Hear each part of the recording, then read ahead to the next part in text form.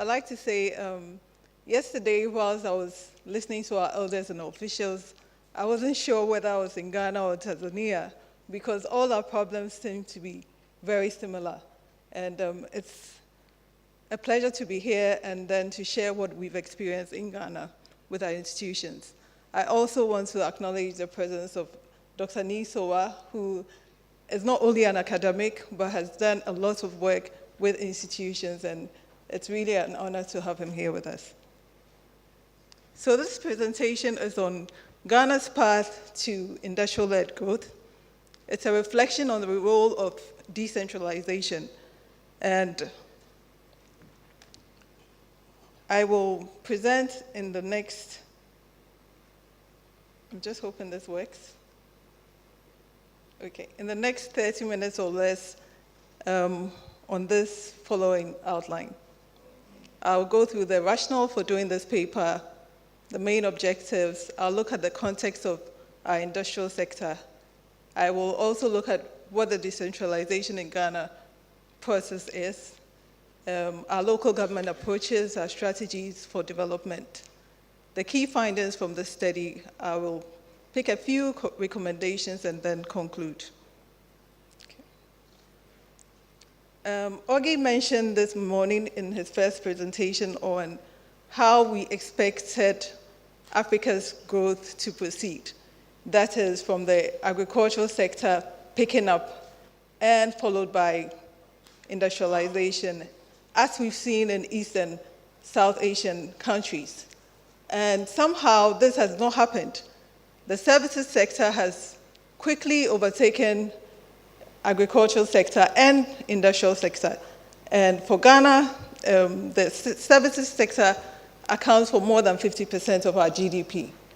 The problem here is the services sector is not really labor intensive, so its contribution to the labor market is very minimal. And that is worrying given the issues with youth unemployment all over Africa and not just in Ghana. We have wondered what the optimal path for development in Africa should be with all these different transitions, which have not gone according to what we have read in the literature. So this is what this paper sought to do, that if we can look at institutions, if we can look at governance, if we can look at openness to trade and financial deepening, which are some of the factors that we have been told will help us to grow, and maybe consider how these have worked in practice, then we can find some answers going forward. So this is the rationale behind this paper. Okay. So the main question is industrial-led growth in Ghana feasible? Since 2000 to 2016, we have an average growth rate of about 7%. In the past few years, we have struggled. We have seen worsening macroeconomic environment. We have huge regional disparities. You will see later on in the slides. Energy crisis, we have worsening energy crisis. This has really affected our businesses and industries. And the fact that we've had our decentralized institutions for more than 3 decades, and we still haven't seen any change in our industrial pattern is a problem. So the importance of the decentralized institutions was to accelerate not just growth, but industrial growth, and also distribute resources and income equitably across all the regions in Ghana. Evidence of how this has been achieved has been very limited, and we are still holding on to the hope of seeing this happen.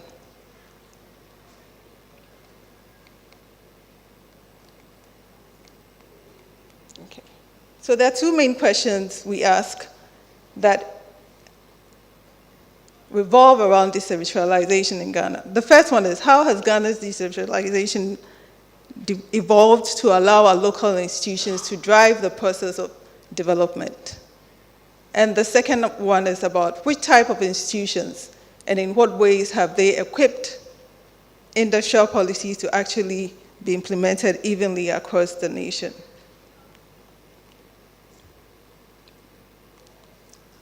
So there were three main objectives. The first was to examine the role of local government institutions. The second was to look at the linkage between decentralization and industrialization. And also, finally, to look at how we could promote the effective implementation of these decentralized structures in our goal to industrial-led growth. The sources of data, it's primarily a desk study. We also use data from the Ministry of Finance and the Ghana Statistical Service, just to show some trends in some of the key indicators. A brief context of the Ghanaian economy. It's a population of 27 million people, life expectancy 61 years, and even though we reduce poverty, there's still widening inequality across the regions, which is very worrying. We also have a high youth unemployment. Administratively, the country is divided into 10 regions, and it has 218 districts. And we'll see how the decentralization process actually cuts across these districts.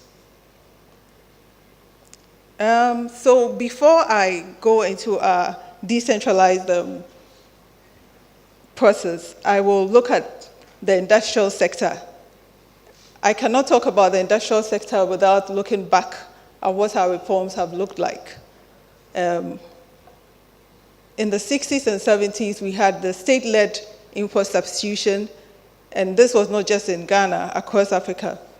And then by the 1980s, when there were serious economic crisis, most of the industries started dwindling because they were not competitive enough and they were not sustainable. And so through the 90s, as the IMF and the World Bank started their strategic plans and reforms, we could still see that the industrial sector was not picking up. Again, services overtook industry, and by the 2010s, Ghana had a policy to come up with a private sector-led industrialization where we encouraged the free zone ports, we had export protection zones, all to boost up our industries. However, we did not see much in terms of growth in the industrial sector. If you look at this graph, I'm hoping the pointer works. Okay, it does. You can see the trend in the industrial sector. It has gone through these dips, which is what we experienced in the 80s during the economic crisis. But then it really has not seen any significant change, okay? And then in 2011, we see a drastic increase in the industrial sector. And this is because we had discovered oil. And then the industrial sector output was about 40% to GDP. So we see this drastic increase. And quickly, it declines. Okay, and now it's even contracting. As of last year, the industrial sector contracted by 1.2%. So it gives you an idea of what is happening in the sector.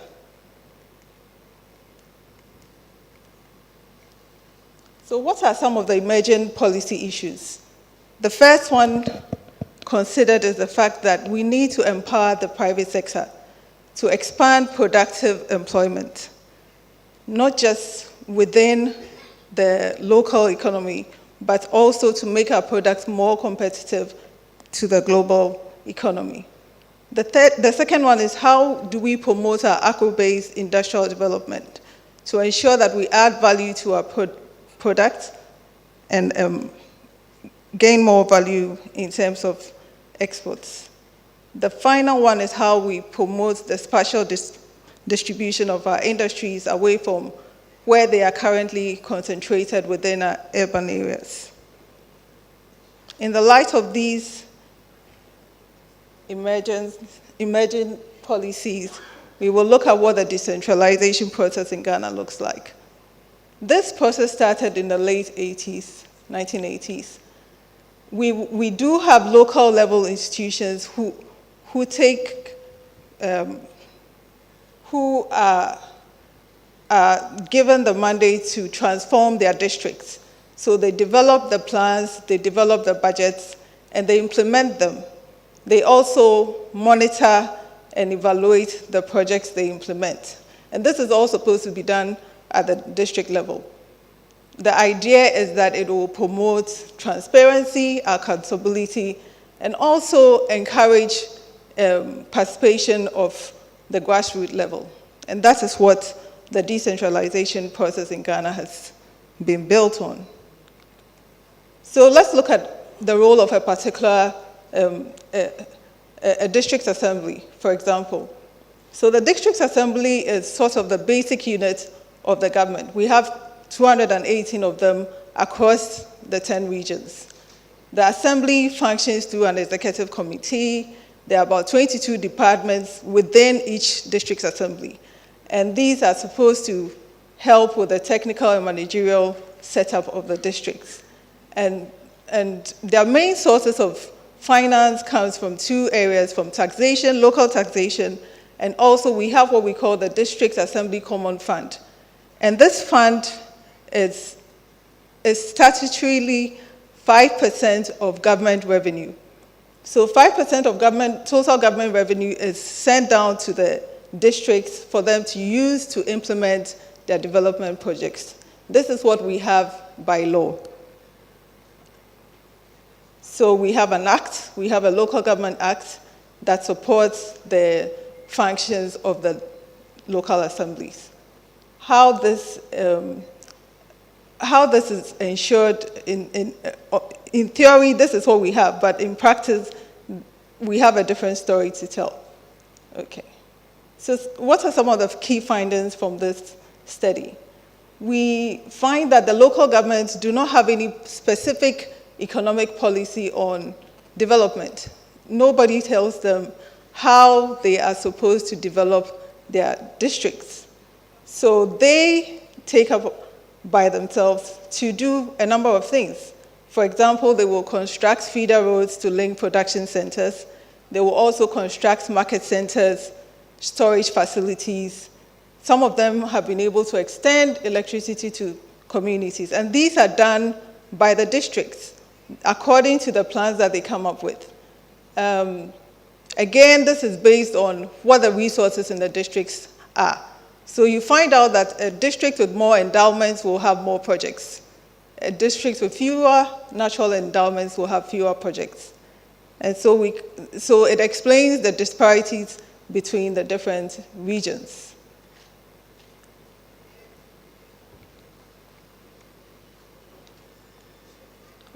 There's also limited role of the decentralized institutions linking industrialization to natural endowments.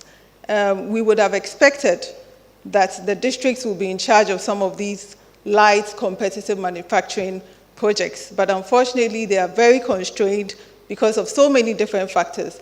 We have limited supply of raw materials from local sources. When there's a bumper harvest, there's a loss of food. The industries can be fed. When there's nothing, there's no storage facility, and so the industries have no raw materials to work with. We have issues with energy supply. There's also weak linkages between agriculture and industry. Some of our factories also have very inefficient technology. And so there's a limit to what the districts can do in terms of developing industries. We also have what we call industrial clusters in Ghana. And some of these have developed spontaneously, or they have been established in response to government interventions. But what I want to point out here is about 80% of these industrial clusters are in 5 regions in all across the whole nation. And these are in enclaves. And so if you have a district in an industrial enclave, that district would have a lot of infrastructure, from road to water to electricity. And this is a source of inequality, and we hope that this story would actually change. We also find that local governments have been decentralized on paper, but then they are yet to play a key role in income inequalities. As I said previously, there's a growing regional disparity in income. And we see in Ghana, if you look at the poverty gap index, poverty is concentrated in the north and in rural areas. And it's getting worse. Rural poverty is now almost 4 times what it used to be in the 90s. And this is a case to worry about. Again, unemployment, we see the differences in rural and urban areas. When you look on this graph, the rural areas, you have agriculture accounting for about 71% of employment. Industry accounting for just about 10%. The reverse is in the urban areas. And so you see this disparity and you begin to worry. And we hope that this, again, points us to change. So in summary, introducing decentralization has been good on paper. We have excellent laws written to establish our local governments in Ghana. We know that there are existing challenges. We have weak institutional setup. We have inadequate capacity and funding. There's still more disintegration between our projects within and across our districts. And again, there's also an absence of a local level industrial policy. So local governments decide what they think should be their policy for development. I have a few policy recommendations, and then I'll flag something that has just happened in Ghana to solidify some of these things. So the first recommendation is to clarify the roles of our local governments.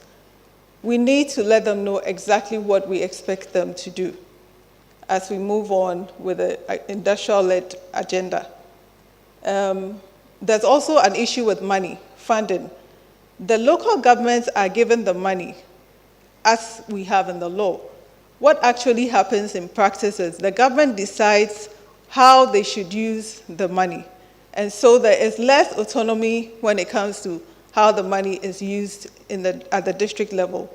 And a recommendation from this paper is for the districts to be given that full control to use the money as they have planned for it to be used. And also to mainstream employment into the district's economic development plans. Again, rural industries need to be heavily invested in. We have to create opportunities for rural industries to grow, and also harmonize our district level industries. And again, depoliticize the whole local government initiative. I can't tell you the level to which some of these local governments have been politicized in Ghana. Okay, so the final slide before I conclude is that after I had handed in this paper, we went through our elections and we elected a new government. And this new government's manifesto, before they took over government, they had proposed a one district, one factory policy. And the idea was to promote rapid industrialization at the district level, driven by strong linkages between agriculture and natural resource endowment. The idea was to create employment for the youth. And I will quote the Minister of Trade, who said, "Whatever it takes for the government to make sure that this district enterprise is realized, government commits to do that, including infrastructure support. They read the budget about 3 weeks ago, and they have allocated about 456 million Ghana cedis, which is approximately $100 million, to this particular project. And it is hoped that we'll have about 350,000 direct and indirect jobs. So I think this paper has been written right at a good time, and I hope that some of these recommendations will feed into our new one district, one factory policy. So to conclude, I will raise 4 quick points. That indeed, decentralization is an effective process. It has the ability to promote good governance and assist in participatory development. There is a relationship between local economic development and decentralization, which we cannot overemphasize. And the fact that an industrial policy that embraces grassroots transformation has a recipe for success. And it's time for us to actually develop a new paradigm shift, which gives investment priorities to local level development. Thank you. Asante sana.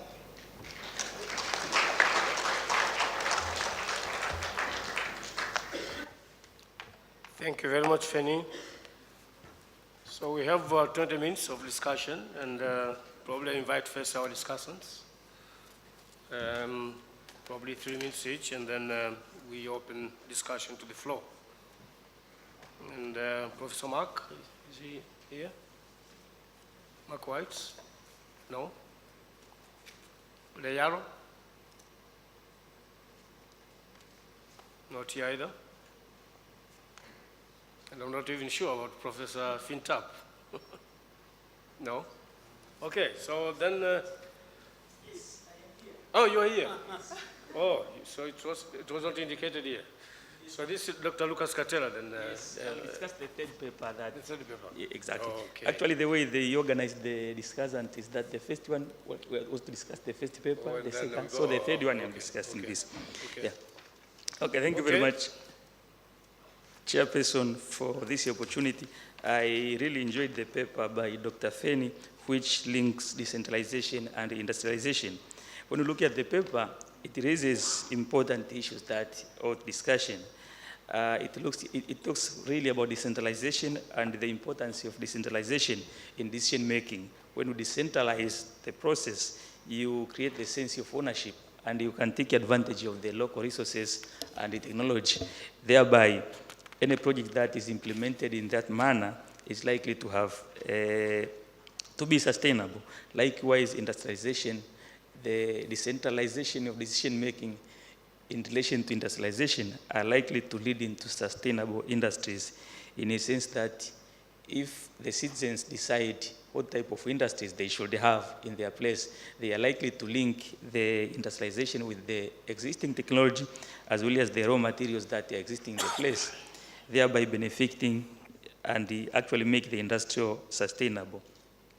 Also, the study has clearly discusses what happens to well-established, the importance of infrastructure in industrialization, where the areas that have better infrastructure have more industries than those areas where you have limited infrastructure like roads, water, etc. It also explained well the endowment issue, where the local authorities that are well endowed with resources are likely to be better, in better position to have many industries. The reason is because the amount that is allocated to the industrialization is actually quite low, 5% of the revenue plus the local amount that is collected. And we understand when we say amount collected at the local authorities, in Tanzania, for instance, is less than 5%. So if less than 5% is the only amount that you are left with, plus some 5% of the revenue collected by the central government, then this is really not an amount that will warrant heavy industrialization.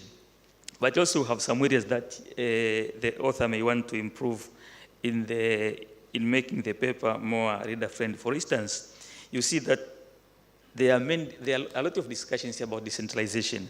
Also, you have a very well discussion about poverty, endowment issues, a lot of discussion about disparities. But then when you look into where are these marrying each other, you don't get that clearly in the paper. For instance, I think given the title of the paper, that links industrialization and decentralization, I would like to see where decentralization actually work in favor of industrialization. And because we have seen that decentralization is a national policy, but then you have differences in industrial endowments, I would like to see what has happened in the Ashanti and the Greater Accra, Ghana, because these are the areas that have a lot of industries. Almost 50% of industries are in this area. So I'd like to know what has happened, how decentralization has made it happen that way, and why it has failed to work well in the other regions, because decentralization is the national policy and it should be able to address issues nationwide. But also, the study looks more general, and I think it's because the author is looking at the country as a whole. But there are a lot of issues that you can get if you look to more specific issues. So what I would suggest is that perhaps while you have given these general views of the country, you probably may want to sample some few local authorities to look into what is happening there, because you can get more information rather than these general messages that are coming out. You will get, sample like the areas that have many industries, those that have less industries, and look into how decentralization has actually influenced that direction of industrialization. Then you'll be able to have more concrete conclusion. I think that, thank you very much.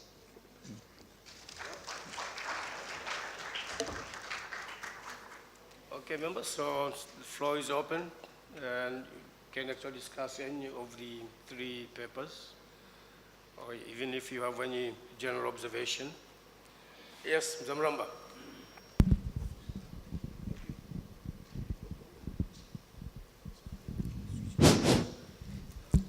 Thank you, Mr. Chairman. It's very interesting to listen to the author because it's very similar to what we have been trying to do here for the last 30 years.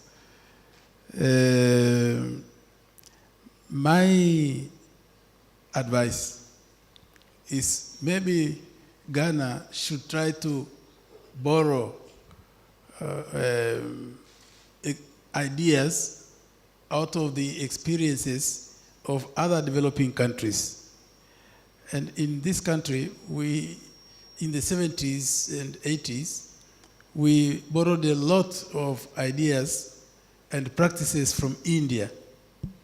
India, even today, India is probably the most rural, small, decentralized, industry-intensive country in the world. They really, over the years, have done a lot. And there is in the literature of small industry something called the Indian model. The Indian model had many features, one of which was incentives.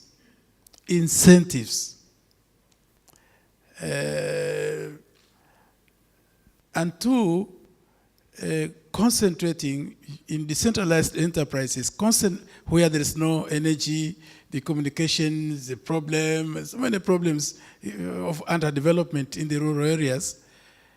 They went into certain types of enterprise which they incentivized.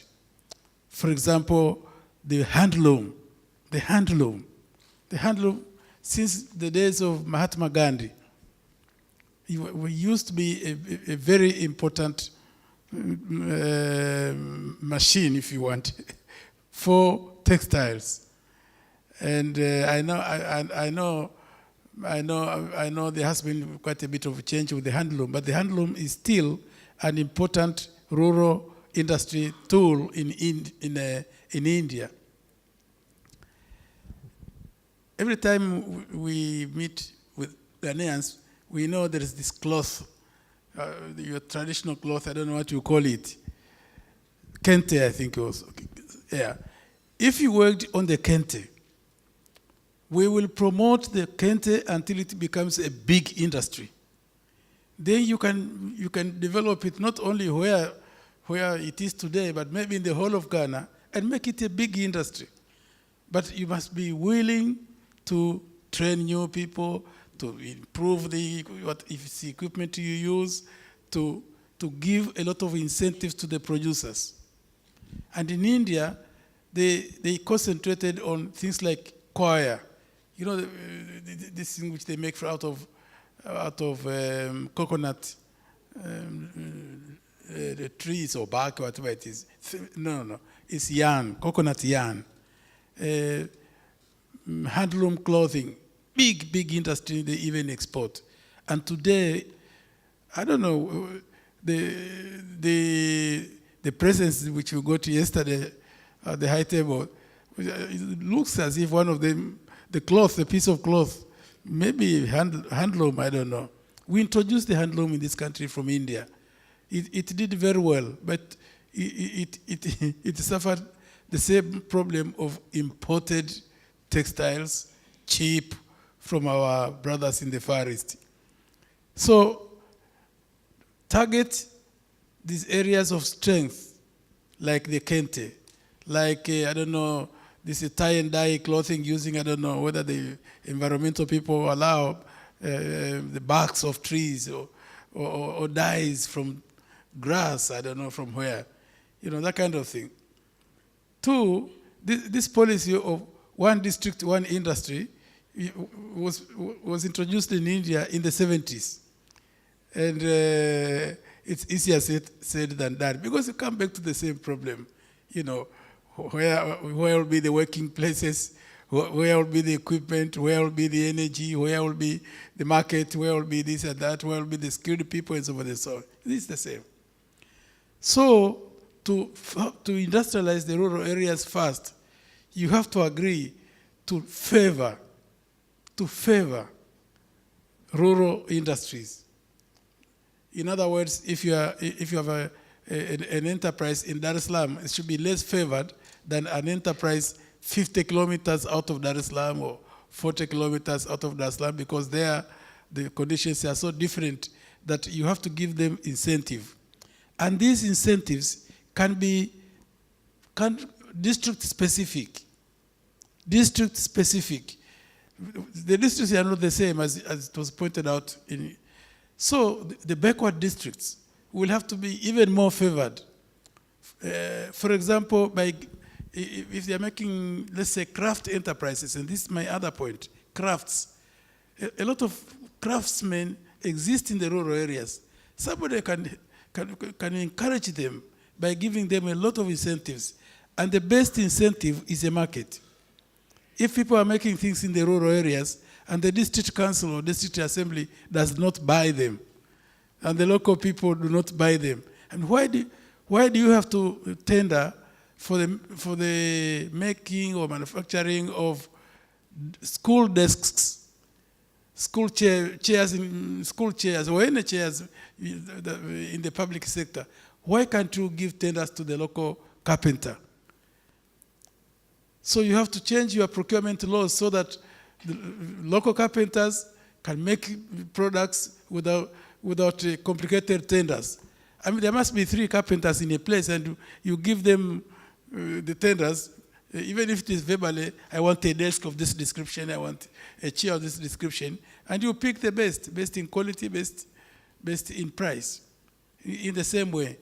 But very often you discover that people from Accra will make chairs and tables for schools 100 kilometers in the interior, because that's the way it is. You have to tender, you have to use the Procurement Act, blah, blah, blah, blah, blah. And the more of these things you do, the more you kill the local industry, because who will buy their products unless you make it favorable, you favor them so that they can buy. So that's my advice, that where it is not possible maybe for electricity to reach, and then you have to go into crafts, people just using equipment which does not require, for example, electricity, and so forth and so on, and so forth and so on. So that is that is my advice. It is not easy. You have to go out of your way, an extra mile, to promote rural industrialization. If you want me to advise you, we can talk a bit more about that and the modalities, how I can advise you a bit more. Shikaban. Thank you very much, Mr. Rumba. Then Dr. Bach and then Dr. Fenny. Thank you. I would like to congratulate Dr. Fenny. And what I can advise to the REPOA people is that we can extract a lot from this paper, especially in fast-tracking industrialization. I'll give you one example. We have a lot of livestock along the lake zone. We have a good number of skins and hides here in Dar es Salaam, because I think the rate is around 1,000 hides and skins per day from the slaughterhouses. So I wish to see REPOA exercising this by establishing either micro or small enterprises which will make good use of the available raw hides and skins. And remember that the hides and skins are renewable energy. They are there to stay. That's number one. Number two is what Honorable Rumba said, that in some places we don't have electricity. I'm coming from DIT, Dar es Salaam Institute of Technology, based in Mwanza. And right now we have a technology of making footballs. Footballs, when you make a football, actually it's a simple technology which does not necessarily need electricity. And just one can make a small industry, even in his house or her house. So I'm seeing that there's a lot we can tap from this last speaker presentation. We don't need to start very high, I mean, just at the micro to small scale enterprises. So that's my comment. Thank you. Thank you very much. I hope we're not forgetting the first two papers. Thank you, Chairman. I have the mic already. Let me say from the beginning that I have a point to each of the three presentations. Now, let me start with the Nigerian experience. In Nigeria, you did your presentation very well. You mentioned there have been a lot of institutions in Nigeria which contributed to your economy. It's a big economy, I know Nigeria, big oil and stuff. Now, to follow up what our guest of honor actually said yesterday, he raised three questions. And one of that was, which institution you think contributed most to the Nigerian, what it is now? And Tanzania may learn from that one. Which one? I know you have many, but which single one you can say, this one is the? Now, I'm done with Nigeria. Now let me come to my second friend of mine from France. Your work, sir, looks like a work in progress. But I was surprised to see work in progress which came out with results. In research, you cannot come with results when your work is in progress. But that's not my point. Now, since it is work in progress in my categorization of research, I would like to, you focused a lot on institutions in Tanzania. The current trend in Tanzania now is and the theme of this workshop, institutions linked to industrialization. This is the focus of this workshop. Now, you never mentioned in your research, industrialization is no part of it. Please link the work you have done on institutions, to how are they promoting industrialization, because that's the theme of this country at the moment.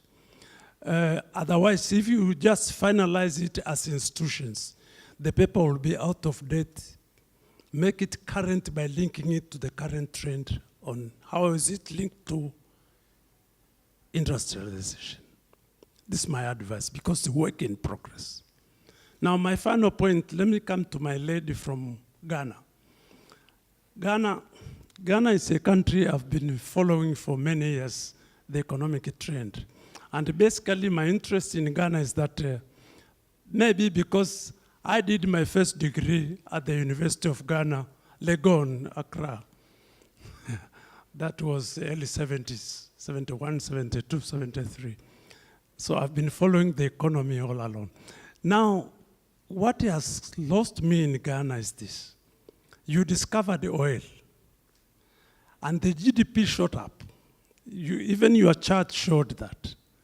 Now, what surprised me, even in my house, on my charts in my house, goes exactly with what you said. But my question is, I never got a person, a Ghanaian, to ask that question. Now that you brought yourself to Tanzania, kindly help me. What happened? Because the years later, GDP slammed it to almost zero. And what happened? The oil is still there. No, that is an experience will be to us if you answer what happened, because some of us are discovering gas and probably oil later. We should learn from you that we don't have to go down as fast as that. Thank you very much.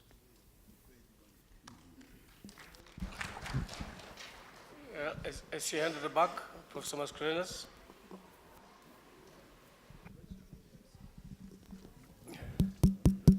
I'd like to make a very important observation.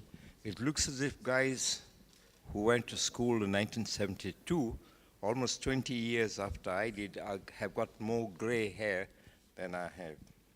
So there must be something terribly wrong. Now, is this working? Yeah. The theme is institutions, industrialization, and development.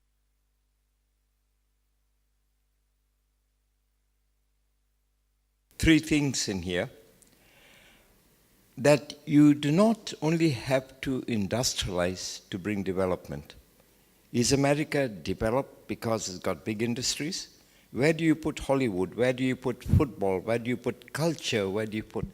And none of those things is coming through here. You take a small district like Mwanga, and I've been working there for several years. Its strength are the educational facilities. It has got better education facilities than anybody else. And number two, those very people are scattered all over Tanzania earning good salaries. That is what development is about. So please let us pay attention to quality. Let's also take attention that Tanzania is such a large country with so many resources that we need to tap these things intelligently. Kisarawe up in here is famous. There are two places in the world for birds. One is Ecuador, the other one is Kisarawe. And yet what do? We knock down those trees to make charcoal. And no amount of just talking is enough. Thirdly, people entrusted with responsibilities, and I've been entrusted with a lot of national responsibilities. I was the chairman of the Land Use Planning Commission because I did not want to be the Director General of the Land Use Planning Commission. But in my time, there were attempts to bribe, to corrupt, and to say this one. But what is fundamental is that the rights of prevailed. The rights of people. Today, I'm afraid the rights of people are not prevailing, starting with the livestock people and with the hunter-gatherers, etc. And to end on a positive note, I liked what Mamari said in here. you can actually have a football industry. With just one proviso, please make sure that they're not teenage boys who are going to lose all their fingers because you haven't given them the right equipment. Thank you. Okay, so we have the last one from Dr. Mushi, and then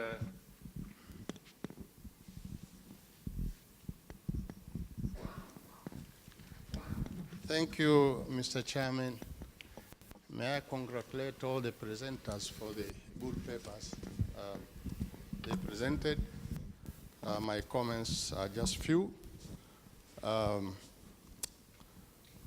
happy that Madam from Ghana introduced this issue of decentralization. It has not been part of our discussion here. I think I'm happy with that because I also do a lot of work with the local authorities here in Tanzania.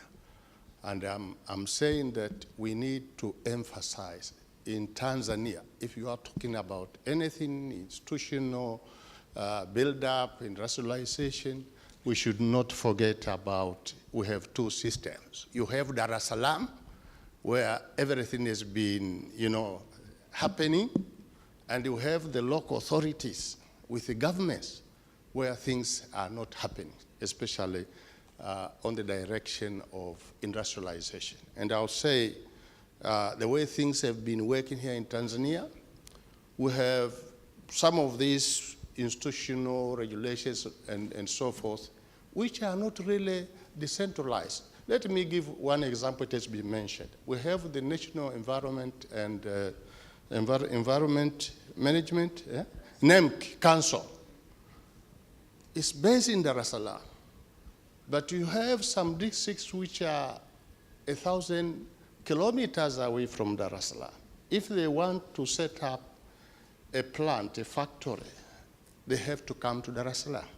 But this institution is handling everything about infrastructure. You want a road, maybe worth more than 400 million shillings, you have to come to them to get a certificate, and after presenting environment and social impact assessment. Now, if you have only this one institution, things are not going to work. In other words, we also need to decentralize. I think that's my message. You can't just work with institutions which are based in Dar es Salaam, helping the whole, working in all the districts. And all the districts, that's where the resources are. That's where we are saying what the professor is saying. Things should happen there. Not here in Dar es Salaam. Dar es Salaam has been stealing from the rest of the country, if I may say so. All the money, everything is Dar es Salaam. But now we are saying for people in the rural areas, where maybe 90% of the people are and are involved in economic activities, they are there, 90%. But here we are saying, my message is, if you have TBS, these are institutions regulating things, and they are important for industrialization. You have the Tanzania Bureau of Standards, you have TFDA, they were mentioned yesterday, Tanzania Food and Drugs Agency, you have this NEMC. We need to decentralize, and others. So as far as institutions are concerned, let's have institutions. Even policies, we have policies, maybe if they are there anyway, which cover only Dar es Salaam and maybe a few towns. But really, if you are going down to the rural areas, where the resources are, these policies don't get there. Even when our top leaderships talk about industrialize, this is the policy. These people don't have televisions, even maybe the radio messages are not even reaching these people. So my message is very clear that we need to decentralize what we are talking about. Even our colleagues who did this survey, I was looking at the organization, the sampling, and so forth. Yes, you've mentioned regional and municipal centers. For me, I would say that is not enough. Take the local authorities, local government authorities as a special area for research.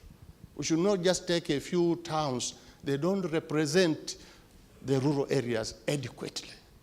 I'm asking that. If it's possible, extend the questionnaire to have special attention to the local authorities. They have power. And my experience in the local authorities, they were established mainly as governance institutions. Now we are talking about the governance institution in the sense you go to these local authorities, you look at the structure, organization structure, there is no section for economic development in the real sense. Even somebody, a desk officer who would be working on issues of industrialization. We don't have that. And yet, these are the people who are also controlling resources. In the survey, land is becoming an important issue. You go to the local authorities, the urban planning sections and land section, they are controlling land in that area. And this is where we have difficulties. The struggles, conflicts are based in these local authorities. So my message here is, I think we should work with these local authorities, make sure also they have these institutions which can propel our agenda of industrialization. And so my message is very clear. If we want to move forward as Tanzania, if we want to have working institutions, whether policies, whether organizations, in whatever form you define them, we are saying the local authorities have a big role to play. They are the agents of change in my view. You forget about them, let's talk about Dar es Salaam, industrialization in Dar es Salaam. That is it. If we forget about emphasizing what changes should take place at the local authorities in terms of our theme here, the theme of institutions matter for industrialization-led development, then we are saying, forget about it. So emphasis is local authorities, decentralize. Can the local authorities have their own policies for development? I'm coming back to what he's saying. You can emphasize on education and you get money. You can emphasize what he's saying in Mwanza. They've got skiing, they are making footballs, you make money. Now I'm telling you, go to Iringa, you go to Njombe, you go to Songea, you go to Mbeya. The forest industry is huge. It's huge, huge, huge. It's a multi-billion dollars industry. What are we doing with this? And these people, you go to the organization structure, they don't even have a single expert to work on issues of industry. And here you go all over, it's timber products lying there. Can we help them to process? Somebody